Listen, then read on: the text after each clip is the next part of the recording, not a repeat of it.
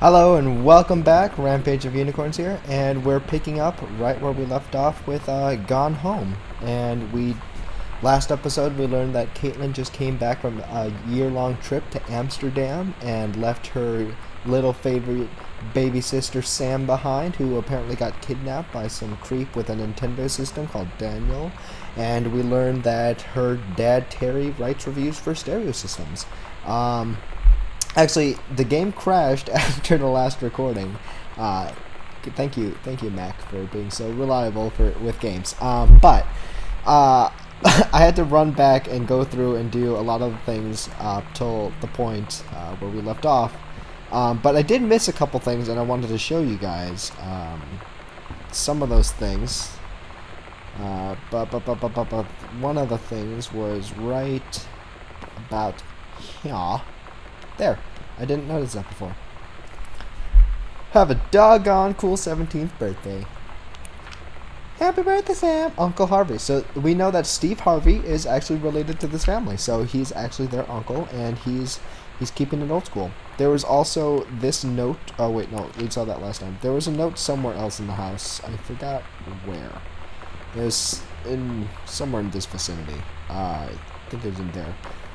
But it came up with this journal. Dear Katie, so much has changed ever since you've been gone. We've moved into this house. I'm at a new school, and my big sister is gone for a year, which doesn't make it any easier. It doesn't feel real, but I'm not going to let it faze me. I used to tell you everything, and I can't do it in person because you're off gallivanting around who knows where. Gallivanting across, man! Oh! I'll tell you this journal, just like I was talking to you. So I missed that first journal that explains why we're hearing these journals. It's Sam talking to her big sister because she misses her. So that's a little cute backstory. Other than that, there isn't much else that I've seen on my second run through the first part. Oh, and found out that park ranger uniform was actually her mom's stuff. Oh, cool. Obituary. Oscar Mason, 60 of Boone County, died peacefully last month in his home. Mr. Mason was born on September 8th, 1933, in the house that would be his home for the rest of his life. He obtained a degree in pharmacy at a young age and returned to Boone County to practice. He quickly became a well-loved figure at the center of community. In the decades preceding his passing, he was seldom seen outside his home. His service will be held Sunday at the First Methodist Church. Blah, blah, blah, blah, blah, blah, blah. I'm guessing he's the psycho in her house. Just guessing. Obit in a creepy house for no reason. Yeah, probably him. Cool. And then I don't know the safe combination. That's the thing we were looking at before it ended last time. Let's just rifle through these drawers, see if there's any goodies in here. Apparently not. Yeah. Okay, so this is another thing I missed. Blah, blah, blah, blah, blah. It sounds like part of a book that Terry is writing. John Russell opened his eyes and saw them, the stars, twinkling as if he were lying on the grass in his family's yard in Massachusetts, even though the place was a million miles away. No, he blinked the sleep from his eyes, looking through the carbon-reinforced safety glass of the space station Archimedes. Yes, he was a long way away from home, but the future needed him. John Russell's head swam. He felt incredibly drunk. Despite not having touched a drop in hours, he vomited onto his feet. Oh, his bare feet. Oh, he stared for a moment, processing his sick flecked tone. Oh, God, ew. Scanning up his bare shins, bare knees. He was completely naked. Ugh. Oh. Not only is he naked and drunk as heck, but he just puked all over his feet. Oh, that's... Oh. He looked up and met the eyes of a gorgeous blonde woman. Oh, sucks to be him. Wearing a tight polymer fiber tuxnick. Tex fabric. That strained at the seams to contain her gorgeous bosom was emblazoned with the phrase, matter transference operator. Then he passed out. What? John Russell had crossed the gap in time. Only messages had passed bail-free. But now, man, they needed him. Now more than ever. Changing the past was no longer good enough. The instructions from the council had been clear. What to procure, what to construct, from it how to assemble it. So he made the machine, how to transport him bodily across time, and now he stood there on the bridge of the Starship. Archimedes, commandant of the vessel, because only he, who had saved the president's life twice before, could helm the Neve crew to their destiny. The fate of the oh god, this is terrible. This is no Mass Effect. I can tell you that much. That is not good work.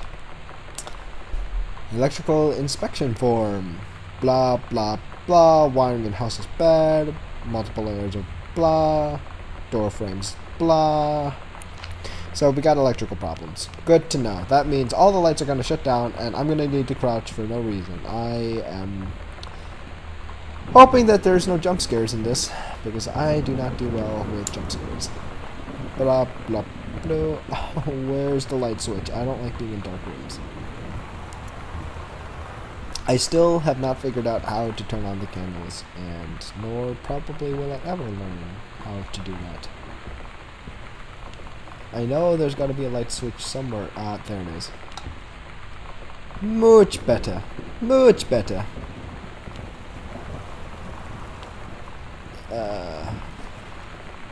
Okay, that's just an outlet. I thought there was something under there. But it's not. Just an outlet. Grab a book. A stranger under my roof. Oh, God. Just more foreshadowing. Teen years, teen behavior, blah. Dear Terrance, David asked me to write you regarding the reviews you've been submitting the last few months. Frankly, they're becoming more trouble than they're worth. From an editing standpoint, there's a word limit. It's your job to stay under it, not mine to cut back to it. Even then, it's becoming harder and harder to weed out the tangents and non sequiturs from the usable copy without heavy rewrites. The readers of Home Theater Aficionado want to hear about the quality and value of the hardware, not ruminations on your childhood. If it were up to me, I wouldn't be writing this letter. I'd just be cutting it loose. There's tons of guys half your age who would take your rate to write stuff I could actually use. But David's known you for a long time, and he's the boss, so I'm giving you... So he's just being like a backhanded dick. Like, he's not even the boss, and he's like... I don't even have to be writing this letter, but let me chew you out anyways. Dick. So I'm giving you one more shot on his say-so. You should write him a nice note thanking him for his patience and generosity. Look through your old stuff and start submitting reviews like that again. That everybody will be happy. Brent Kurtwood, reviews editor of Home Theater Aficionado. Yes. What a dillweed.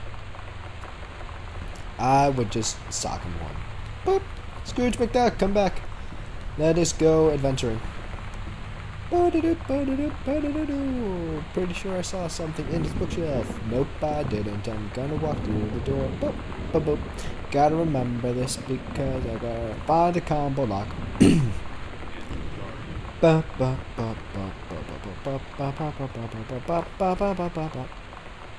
I grab a bunch of coupons. Boring. United States Department of Agriculture, U.S. National Forestry Manual. Northwest Region prescribed burn procedures and precautions. Okay, so someone got burned.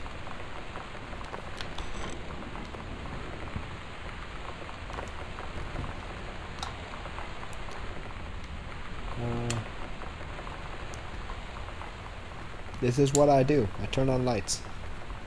This is the game. It's a light simulator. All you do is turn on lights.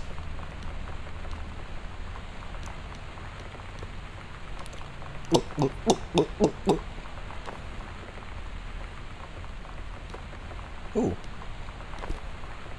Oh, I can't pour...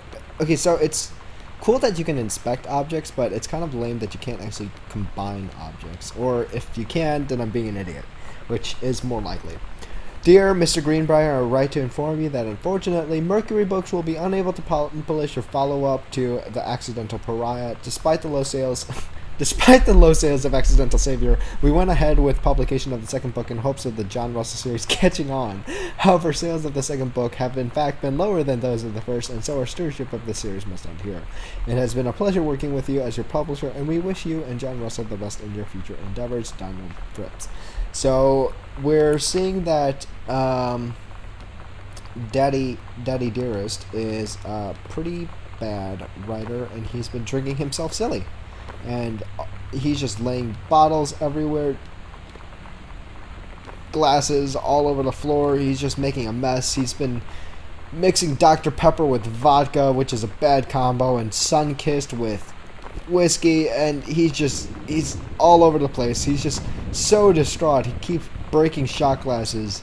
Oh no, no, no, no! My books! My books, they don't sell. Oh god, John Russell is crap. Oh, bleh. Rage, rage, rage, rah, rah. Somehow I always knew that someday we.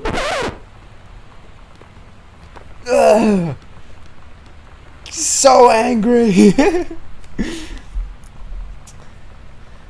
Reproductive System. Oh.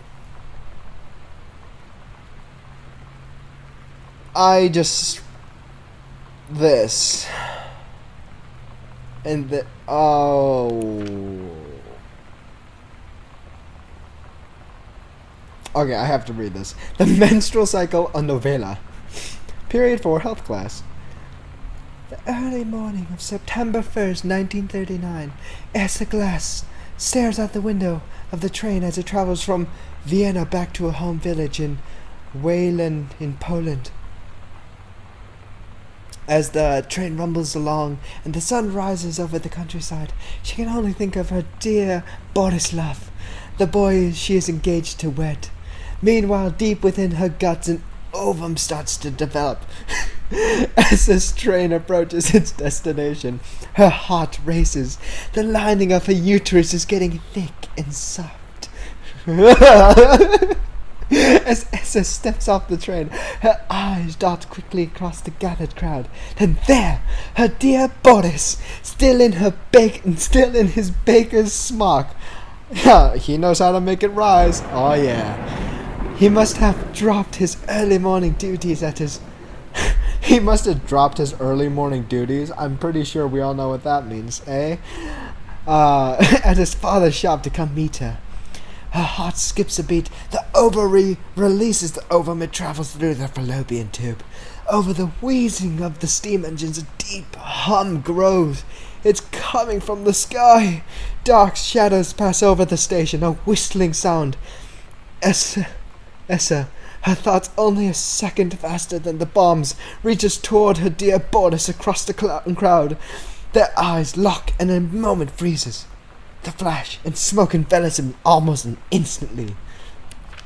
In an assault by German forces, almost 75% of the people in her hometown are killed.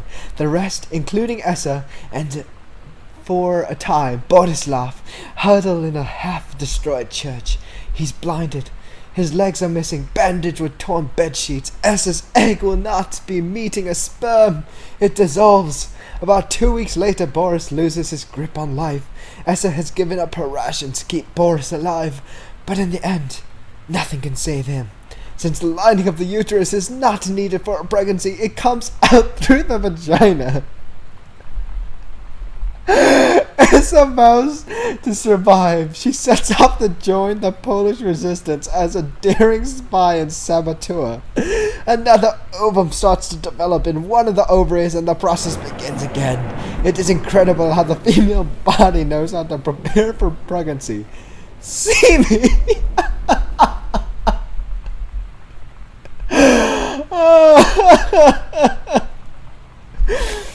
This... I feel like the people who made Velvet Assassin took this story and just made the entire game based off the menstrual cycle, a novella. If you've never seen the Velvet Assassin game, you need to look it up. The imagery, spot on. Red flower petals falling all over the place in like a war-torn nation, and she's just like this bomb butt, like kick butt assassin, and she's like, oh dear, oh dear, oh dear. Katie, please tell mom and dad sorry about the stuff that's missing. Sam. Oh, that was awesome. Oh.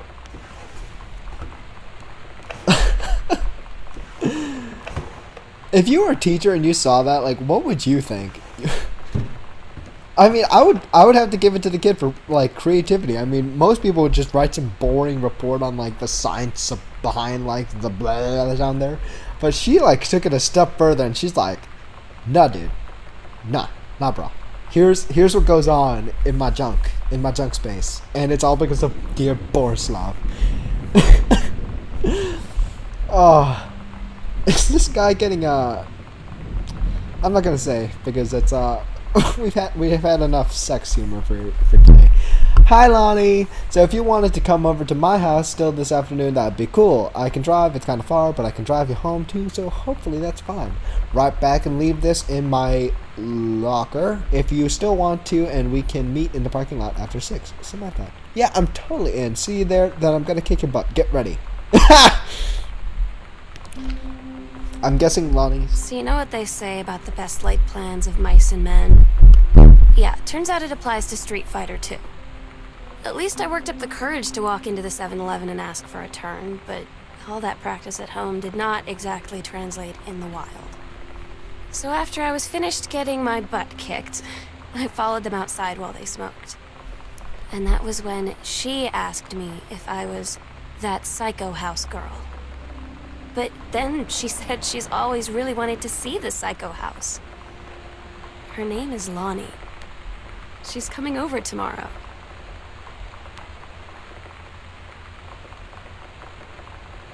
I'm guessing Lonnie is the Avril Lavigne chick in the army gear.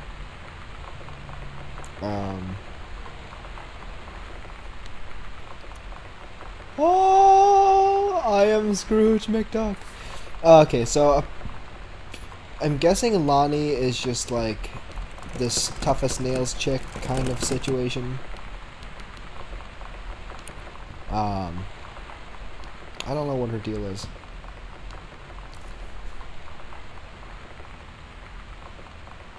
That's creepy. This right here, creepy. Katie, please, whatever you found, don't tell mom and dad. The attic.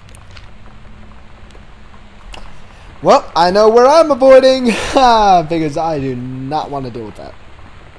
What is this?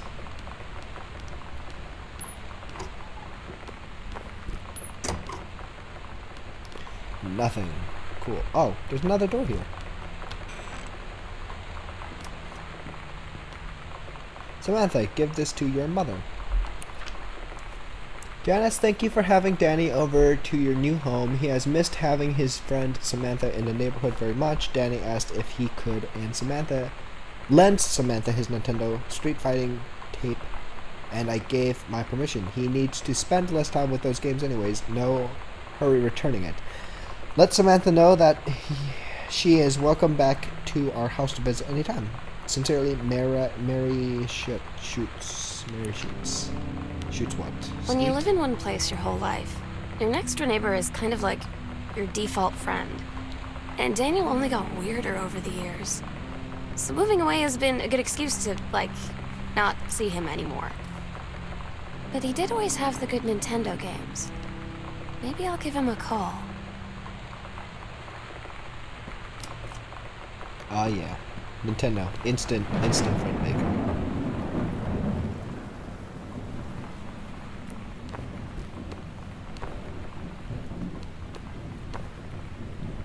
I don't want to toss it. Okay, now I do want to toss it. Okay. Troubles with playing with a trackpad. And yes, I know people are like, why don't you just get a mouse then? Because I don't want to get a mouse. Because apparently it causes a bunch of problems with Mac. So if you are a Mac gamer and you have advice on what kind of mouse I should get, I'd love the advice, and you know, let me know in the comments. Tell me, what is your favorite Mac computer mouse that doesn't cause problems or headaches? I'm considering a Death Adder, but I don't really like how it feels. It's kind of a little too... It's a little too small, but at the same time that might be a good thing. Not sure. Grab skull. Oh, I'm gonna throw you down there.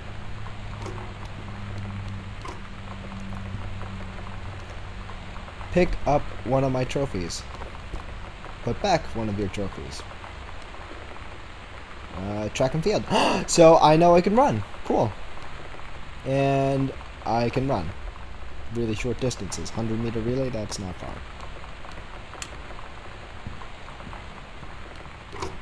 But I was in track. Didn't like it. I like running. I don't like running.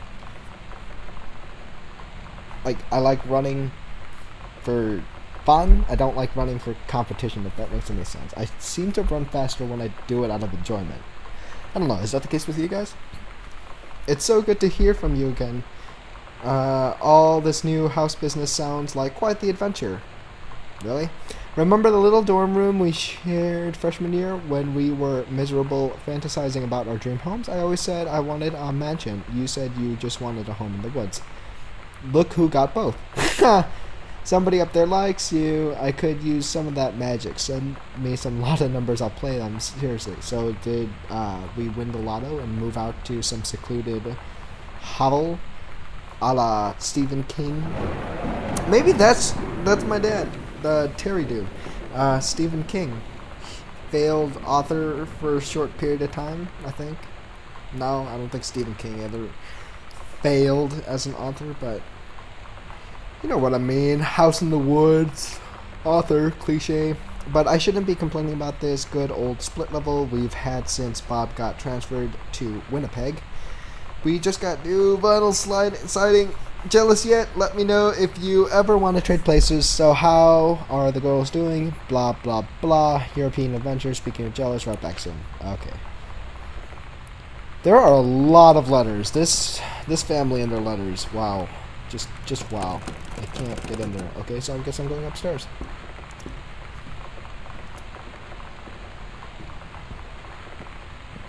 But it's kind of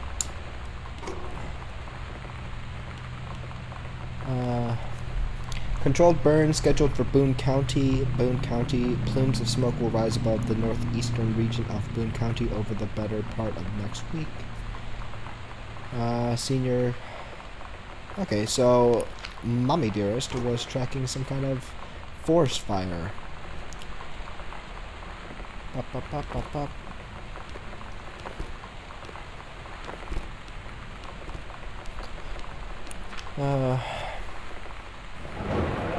Couples bowling, cooking class, cook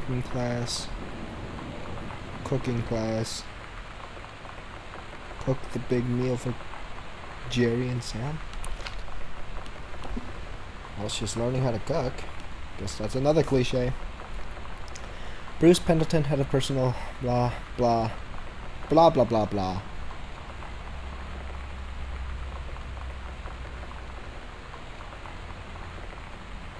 So looks like she got transferred, so maybe she's the reason why this family moved.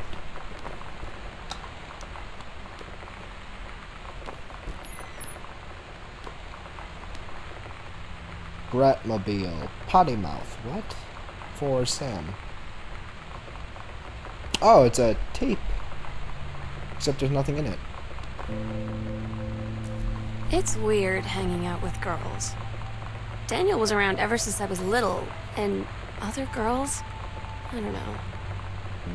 But being around Lonnie is like instantly just right. Yeah. I gave her the grand Psycho House tour and took my revenge on Super Nintendo. And it was like, I don't know. I finally found someone I feel normal around. I drove her home and she gave me this tape and said, "You have got to listen to this." I haven't stopped playing it since.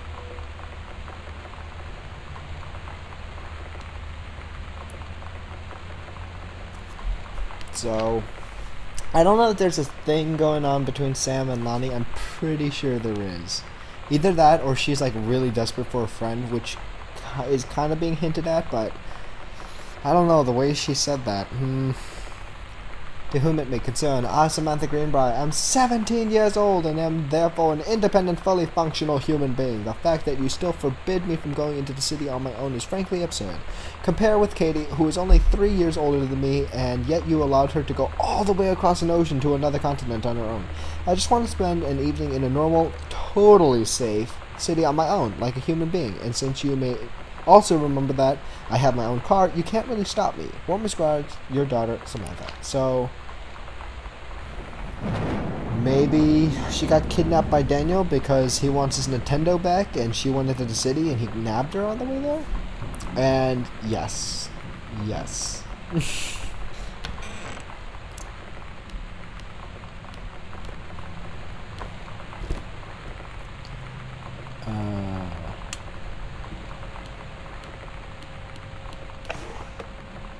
Oh, there it is. We're so cool, yeah, yeah. Yeah, we're so cool. We're so cool, yeah, yeah. Fuck you too, cool schmuck. Boop! Oh, where's the Nintendo? Where is it? Oh. Oh. Where? Want to play now. Ah! Chun-Li moves! Ha! Fireball, hold, punch. Kick. Kick down, hold up, kick. Oh, that's hilarious. That's awesome. Journey of Crystal. Super Starfighter. Oh my god. That's kind of cool that they did that. Sam, I think that creating writing track would be perfect for you, Miss Blah. Pre-college summer. Interessante.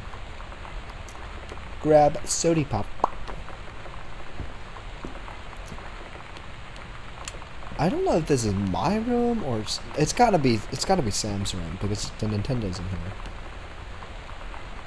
Oh my god, there's actually a lock in there. Okay.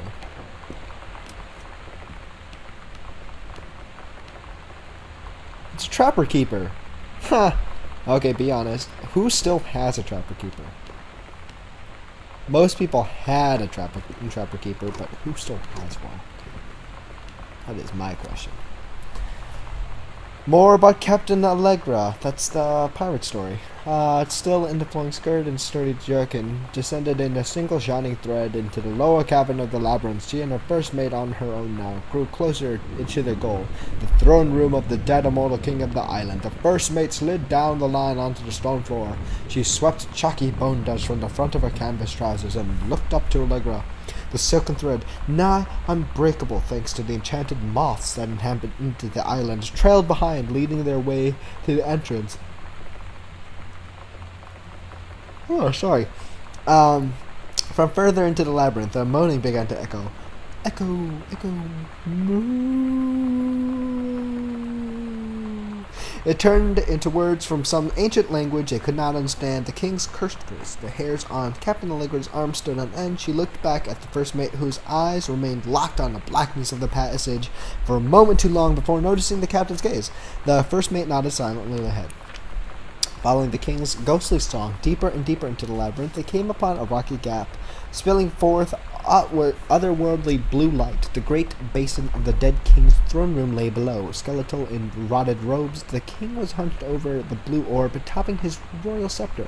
Shadows of his bony fingers danced on the walls like ghouls as he sang. Wailing souls flowed in one by one through the cracks in the cave walls, pulled into the orb, causing it to glow brighter and brighter behind the king. A long staircase hewn from the rock led down to the chamber from a passage at the top.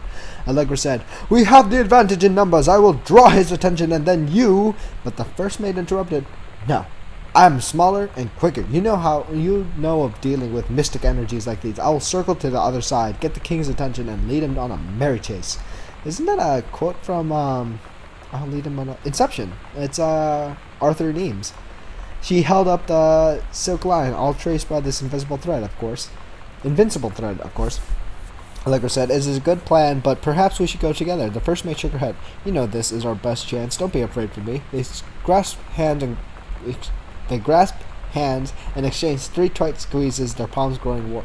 I think this is her projecting her own emotions and feelings between Lonnie and Sam onto first mate and Captain Allegra. I think I'm guessing that first mate is Sam because of self-esteem issues, and Captain Allegra is Lonnie because of the hero worship aspect. The first mate tried the shining thread to the belt of her trousers, gave a quick salute and a wink, and dashed off. Allegra waited, staring diligently across at the top of the stairs where the first mate was to appear. The king continued his, "Wait, no, no!" The singing stopped. The king turned and began walking up the stairs. Allegra wanted to call out to do anything to stop the first mate from running headfirst into danger. She tried tugging on the line to signal her. No use. The king was nearly at the top of the stairs when the first mate burst through the passageway. She skidded to a stop, even from across the yawning basin. Allegra could see the first mate's eyes grow wide. She turned and ran, summoning his undead power. The king left the ground, levitating, gliding behind her with distressing speed. From some dark passage much too far away, Allegra heard the first mate scream. She was already running toward the sound. The line in Allegra's hand went taut, then shuddered. It fell slack to the stone floor. As Allegra ran, she was gathering line, twisting it around her arms. She came to its end. The unbreakable thread dangled limply, its end shredded and frayed in her hand. She tossed it to the ground and ran. Huh. That's weird. Are you going to sleep with everyone? What? Oh my god. Oh my gosh. Oh my gosh. Oh dear. Oh my gosh. Oh dear. Oh dear. Oh no, I left Scrooge McDuck in there. Go back. Okay, where have I been? Sam's room.